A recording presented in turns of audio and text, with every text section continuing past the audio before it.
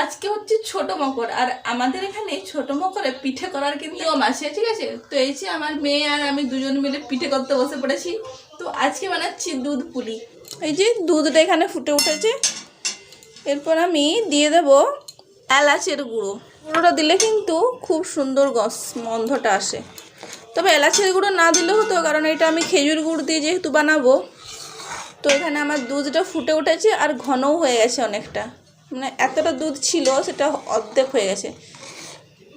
এরপর আমি গড়ে রাখা এই যে পিঠেগুলো এর মধ্যে দিয়ে দেবো। এই যে এটা সুজি দিয়ে বানিয়েছি, চালগুড়ি যেহেতু আমার ছিল না, তো চালগুড়ি দিয়েই বানানোর আমার প্ল্যান ছিল। তো চালগুড়ি যেহেতু কম ছিল সেই জন্য এটা আমি সুজি দিয়েই বানিয়েছি। এরপর এটা এই যে ঢেলে দিলাম। তো এই যে এরপর দুধটা ফুটে উঠলেই, এটা যেহেতু আমি সুজি দিয়ে প্রথমে এটা ঘেটেছিলাম, মানে এটা সেদ্ধ হয়েই গেছে। তো এই ছোট মকরে তোমাদের বাড়িতে কি পিঠে হচ্ছে কমেন্ট করে জানাবে, মানে কি পিঠে খেলে, দুধ পুলি খেতে কেমন লাগে কমেন্ট করে জানাও। কি করছো তুমি?